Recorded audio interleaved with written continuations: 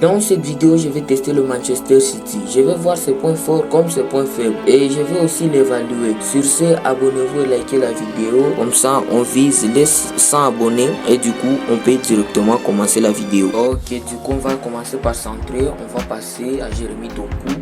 On vient de louper, c'est pas très grave. Ça va rester encore à prouver qu'on va perdre, mais ils sont assez bons les adversaires d'en face.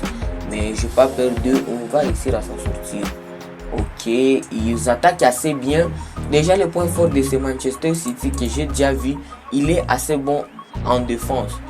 Du coup, ils sont assez bons sur leur défense, c'est assez correct. Et ils sont assez bons techniquement. Mais par contre, la vitesse, ça reste encore à voir. Comme vous voyez là, ils viennent de me tirer d'un faux pas. Ok, d'après mes estimations, cette équipe devrait être... Voilà, c'est ce que je disais. Ils n'ont pas de vitesse. De Bruyne, il avait le moyen de les dépasser en vitesse, mais il a rattrapé. Ok, là encore, mais vas-y. Le point faible vraiment du Manchester City, c'est son manque de vitesse. S'ils avaient beaucoup plus de vitesse, ça serait déjà bien. Bon, déjà, on va essayer d'un petit peu temporiser partout. Ok, on attaque avec Phil Foden. Ok, on va faire une petite passe par là. Oh, le boulet de canon, les gars.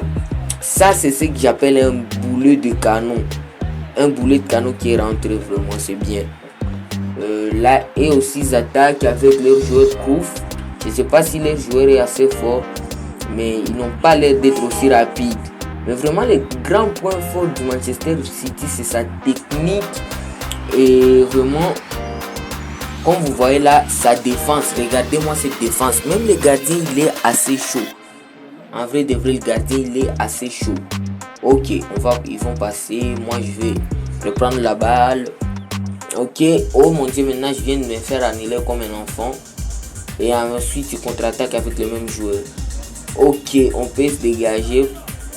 Ok, maintenant on peut contre-attaquer le but qui n'a pas voulu rentrer. Bon, ça va être ça un petit peu. Vous voyez donc, ils n'ont pas suffisamment de vitesse, les joueurs d'ici. Du coup, vous pouvez, si vous jouez par exemple contre...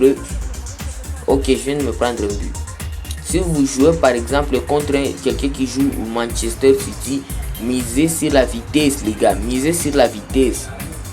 Mais après, ils sont assez rapides, ils sont assez bons.